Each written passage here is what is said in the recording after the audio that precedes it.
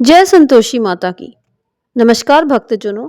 आज हम सुनते हैं संतोषी माता की संपूर्ण कथा। एक बुढ़िया के 7 बेटे थे। 6 बेटे कमाने वाले थे और एक बेटा निकम्मा था। बुढ़िया माँ 6 पुत्रों के लिए रसोई बनाती, भोजन कराती और उनका जो कुछ जूठा बचता उसे 7वें को दे देती। 7वां पुत्र भोला भाला था। वह इस सब का मन में कुछ विचार ना करता।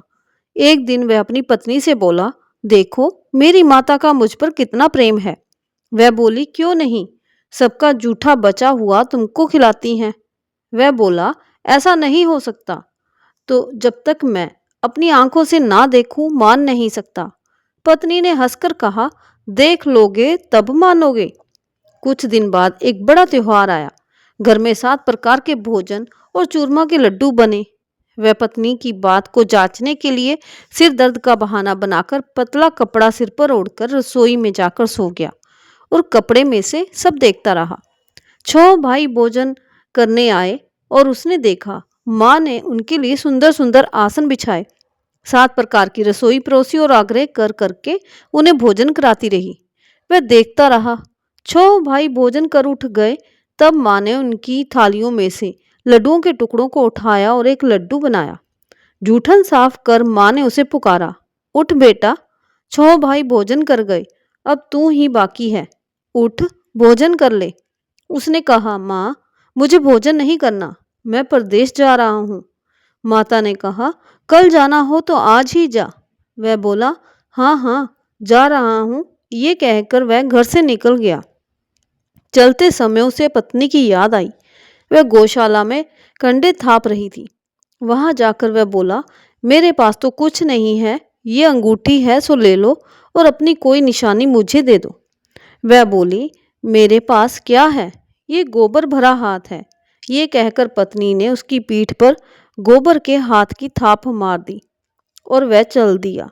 चलते चलते दूर देश में पहुंचा। वहां एक साहूकार की दुकान थी। वहां जाकर बोला, सेठ जी मुझे नौकरी पर रख लो। साहूकार को नौकर की सख्त जरूरत थी, इसलिए साहूकार ने कहा, काम देखकर ही तनख्वाह मिलेगी। उसने कहा, सेठ जी जैसा आप ठीक समझे। उस साहूकार के यहाँ नौकरी मिल गई। वह सुबह 9 बजे से रात्रि 10 बजे तक काम करने लगा। कुछ दिन में दुकान का लेन देन, हिसाब किताब, ग्राहकों को माल बेचना, सारा काम करने लगा। साहूकार के जितने नौकर थे वह सब चक्कर खाने लगे। ये तो बहुत होशियार बन गया है। सेठ ने भी उसका काम देखा और 3 महीने में ही उसे मुनाफे में साझीदार बना लिया। परिश्रम करते करते 12 वर्ष में ही वह नगर का नामी सेठ बन गया और सेठ अपना सारा कारोबार उस पर छोड़कर बाहर चला गया। इधर उसकी पत्नी पर क्या बीती वह सुने। सास ससुर उसे दुख देने लगे। सारी गृहस्थी का काम करवाकर उसे लकड़ी लेने जंगल में भेजते। इस बीच घर की रोटियों के आटे से जो भूसी निकलती उसकी रोटी बनाकर रख दी जाती और फूटे नारियल की नरेली में पानी दिया जाता। इस तरह दिन बीतते रहे। एक दिन वह जंगल में लकड़ी लेने जा रही थी कि रास्ते में बहुत सी स्त्रियां संतोषी माता का व्रत करती दिखाई दी। वह वहां खड़ी होकर पूछने लगी, बहनों ये तुम किस देवता का व्रत करती हो और इसके करने से क्या फल होता है? इस व्रत के करने की क्या विधि है? यदि तुम अपने इस व्रत का विधान मुझे समझाकर कहोगी तो मैं तुम्हारा बड़ा एहसान मानूंगी। उनमें से एक स्त्री बोली, सुनो, ये संतोषी माता का व्रत है। इसके करने से गरीबी और दरिद्रता का नाश होता है। लक्ष्मी माँ आती है और मन की चिंताएं दूर होती हैं। घर में सुख होने से मन को प्रसन्नता और शांति मिलती है। निपुति को पुत्र मिलता है। प्रीतम बाहर गया हो तो शीघ्र लौट आता है। कुंवारी कन्या को मनपसंद वर मिलता है। राजद्वार में बहुत दिनों से मुकदमा चलता हो तो खत्म हो जाता है।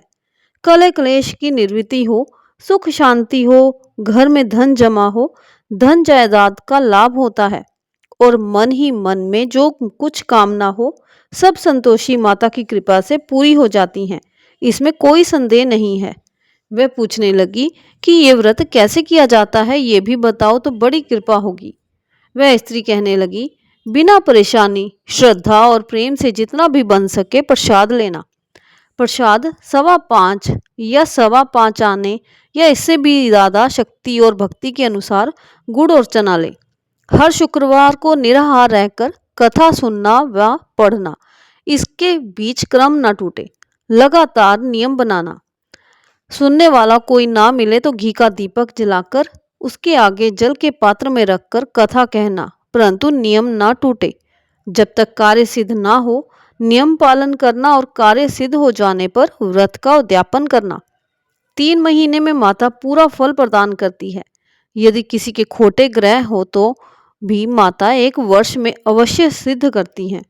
कार्य सिद्ध होने पर ही उद्यापन करना चाहिए, बीच में नहीं। उद्यापन में 2.5 सेर आटे का ख्वाजा तथा इसी अनुसार खीर तथा चने का साग बनाना।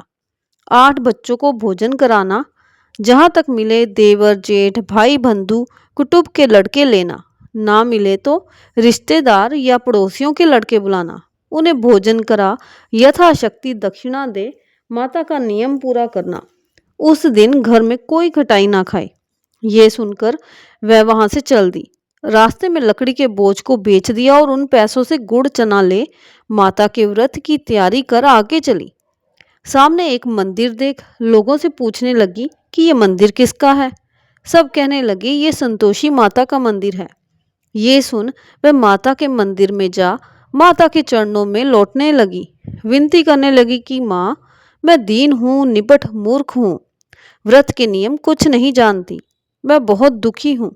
हे माता जगजननी, मेरा दुख दूर कर, मैं तेरी शरण में हूँ। माता को दया आई और एक शुक्रवार बीता कि दूसरे शुक्रवार को ही उसके पति का पत्र आया और तीसरे शुक्रवार को उसका भेजा हुआ पैसा आ पहुंचा। ये देखकर जेठानी मुंह सिकोड़ने लगी कि इतने दिनों बाद इतना पैसा आया, इसमें क्या बढ़ावा है। लड़के ताने देने लगे कि काकी के पास अब पत्र आने लगे हैं, रुपया आने लगा है, अब तो काकी की खातिर बढ़ेगी, अब तो काकी बुलाने से भी नहीं बोलेगी। बेचारी सरलता से कहती, भैया पत्र आए रुपया आए तो हम सबके लिए ही अच्छा है। ऐसा कहकर आंखों में आंसू भरकर संतोषी माता के मंदिर में जा मातेश्वरी के चरणों में गिरकर रोने लगी। माँ, मैंने तुमसे पैसा नहीं मांगा, मुझे पैसे से क्या काम है, मुझे तो अपना सुहाग से काम है। मैं तो अपने स्वामी के दर्शन और सेवा मांगती हूँ। तब माता ने प्रसन्न होकर कहा, जा बेटी, तेरा स्वामी जल्दी ही आएगा। ये सुन खुशी से बावली हो वह घर आकर काम करने लगी। संतोषी माँ विचार करने लगी कि इस भोली पुत्री से मैंने कह तो दिया, पर तेरा पति शीघ्र आएगा, पर आएगा तो कैसे? वह तो इसे स्वप्न में भी याद नहीं करता, उसे इसकी याद दिलाने तो मुझे ही जाना पड़ेगा। संतोषी माता उस बुढ़िया के बेटे के पास जा स्वप्न में प्रकट हो कहने लगी, साहूकार के बेटे सोता है या जागता है? उसने कहा, माता, सोता भी नहीं हूं और जागता भी नहीं हूं, बीच में ही हूं, कहिए क्या आज्ञा है? माँ ने कहा, तेरा घर बार है या नहीं? वह बोला, मेरा सब कुछ है माता, माँ बाप भाई बहन पत्नी, क्या कमी है? माँ बोली, पुत्र, तेरी घरवाली कष्ट उठा रही है। वह बोला, हाँ माता, ये तो मुझे पता है, परंतु जाऊं कैसे? परदेश की बात है, लेन देन का कोई हिसाब नहीं, कोई जाने का रास्ता नजर नहीं आता, कैसे चला जाऊं?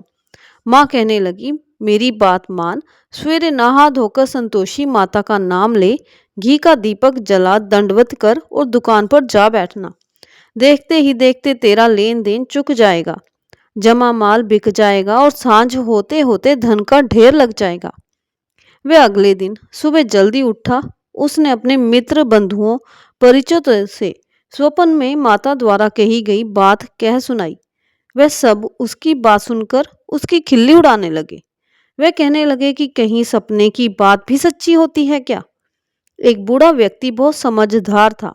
वह बोला, देखो भाई, मेरी बात मानो, इस तरह सांच या झूठ कहने के बदले देवता ने जैसा कहा है वैसा ही करना, तेरा क्या जाता है? बूढ़े की बात मानकर नहा धोकर उसने संतोषी माता को प्रणाम किया, फिर घी का दीपक जलाकर दुकान पर जा बैठा। थोड़ी ही देर में उसने देखा कि देने वाले रुपया लाए, लेने वाले हिसाब लाए। कोठी में भरे सामान के खरीदार नगद दाम में सौदा करने लगे। शाम तक धन का ढेर लग गया। वह चमत्कार हुआ। मन में संतोषी माता का नाम ले प्रसन्न हो घर जाने के वास्ते गहना कपड़ा व सामान खरीदने लगा। सब काम से निपट अपने घर को रवाना हुआ। यहाँ उसकी पत्नी बेचारी जंगल में लकड़ी लेने गई। लौटते वक्त थक जाने के कारण संतोषी माता के मंदिर पर विश्राम करने बैठ गई। ये तो उसका रोज रुकने का स्थान था। दूर धूल उठती देख उसने माता से पूछा, हे माता, ये धूल कैसी उड़ रही है? माँ ने कहा, हे पुत्री, तेरा पति आ रहा है। अब तू ऐसा कर, लकड़ियों के 3 बोझ बना, एक नदी के किनारे रख, दूसरा मेरे मंदिर पर और तीसरा अपने सिर पर रख। तेरे पति को लकड़ी का गट्ठा देखकर मोह पैदा होगा। वह वहां रुकेगा, नाश्ता पानी बना खाकर माँ से मिलने जाएगा। तू लकड़ी का बोझ उठाकर जाना और बीच चौक में गड्ढा डालकर 3 आवाजें जोर से लगाना। लो सासू जी, लकड़ियों का गट्ठा लो, भूसी की रोटी दो, नारियल के खोपरे में पानी दो। आज कौन मेहमान आया है? संतोषी माँ की बात सुनकर वह बहुत अच्छा माताजी कहकर प्रसन्न मन में से लकड़ियों के 3 गट्ठे बना लाई। एक नदी के तट पर, दूसरा माता के मंदिर पर रखा। इतने में ही वह मुसाफिर वहां आ पहुंचा। सूखी लकड़ी देख उसकी इच्छा हुई कि अब यहीं विश्राम करें और भोजन बना खाकर पीकर गांव चलें। इस प्रकार भोजन कर विश्राम कर वह अपने गांव में आ गया। उसी समय बहू सिर पर लकड़ी का गट्ठा लिए आई। उसने गट्ठा आंगन में डाल जोर से 3 आवाजें दी। लो सासू जी, लकड़ी का गट्ठा लो, भूसी की रोटी दो, नारियल के खोपरे में पानी दो। आज कौन मेहमान आया है? ये सुनकर उसकी सास ने अपने दिए हुए कष्टों को भुलाने हेतु कहा, बहू, तू ऐसा क्यों कहती है? तेरा मालिक ही तो आया है। बैठ, मीठा भात खाकर कपड़े गहने पहन। पत्नी की आवाज सुनकर उसका स्वामी बाहर आया और उसके हाथ में पहनी अंगूठी देख व्याकुल हो उठा। वह अपनी माँ से पूछता है, माँ, ये कौन है? माँ कहती है, बेटा, ये तेरी पत्नी है। आज 12 वर्ष हो गए जब से तू गया है, तब से सारे गांव में जानवर की तरह भटकती फिरती है। काम काज घर का कुछ करती नहीं, 4 समय आकर खा जाती है।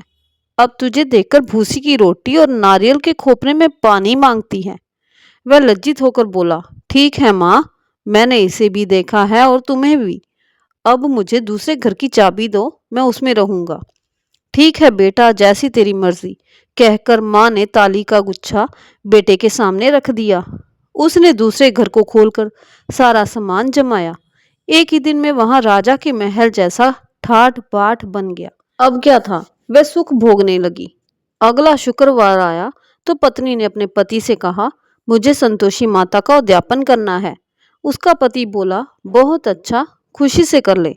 वह उद्यापन की तैयारी करने लगी। जेठ के लड़कों को भोजन के लिए कहने गई।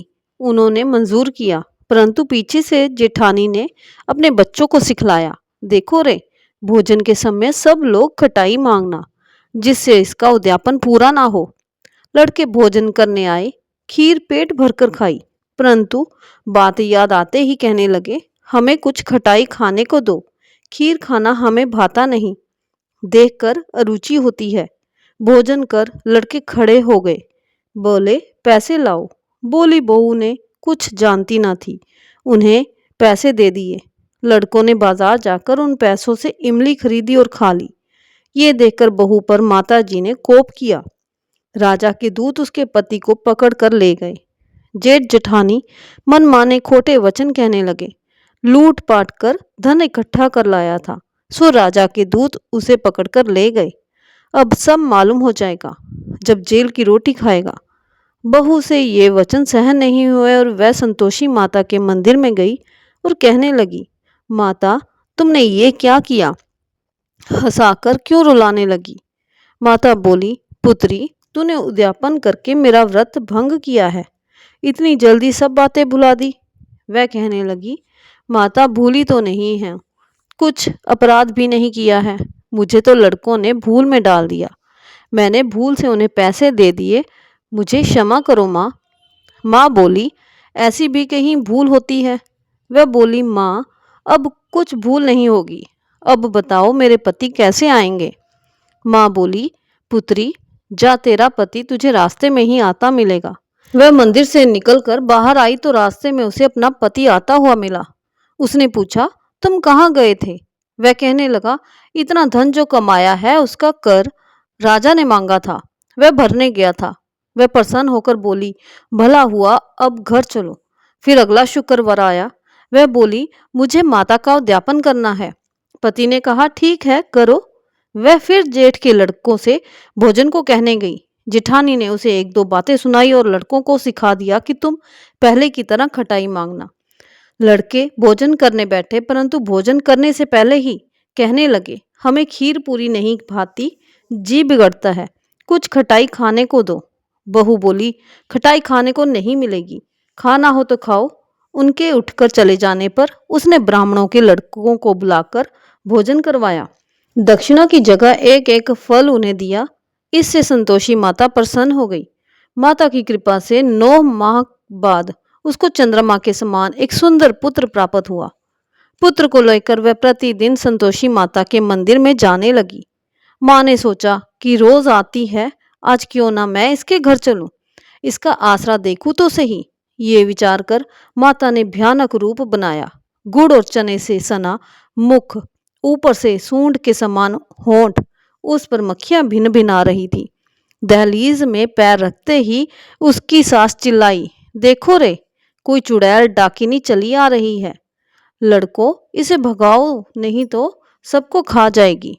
लड़के डरने लगे, चिल्लाकर खिड़की बंद करने लगे। बहू रोशनदान से देख रही थी। प्रसन्नता से पागल होकर चिल्लाने लगी, आज मेरी माता मेरे घर आई है। ये कहकर दूध पीते बच्चे को गोद से उतार दिया। इस पर उसकी सास क्रोध से भरकर बोली कि इसे देखकर कैसी उतावली हुई है, जो बच्चे को पटक पटक दिया। इतने में माँ के प्रताप से जहां देखो वहां लड़के नजर आने लगे। बहू बोली, माँ जी, मैं जिनका व्रत करती हूँ ये वही संतोषी माता है। इतना कह उसने झट से घर के सारे किवाड़ खोल दिए। सबने माता के चरण पकड़ लिए और विनती करने लगे कि हे माता, हम मूर्ख हैं, अज्ञानी हैं, तुम्हारे व्रत की विधि हम नहीं जानते। तुम्हारा व्रत भंग कर हमने बड़ा अपराध किया है। हे माता, आप हमारे अपराधों को क्षमा करो। इस प्रकार बार बार कहने पर संतोषी माता प्रसन्न हुई। इसके बाद उसकी सास कहने लगी, हे संतोषी माता, आपने बहू को जैसा फल दिया वैसा सबको देना।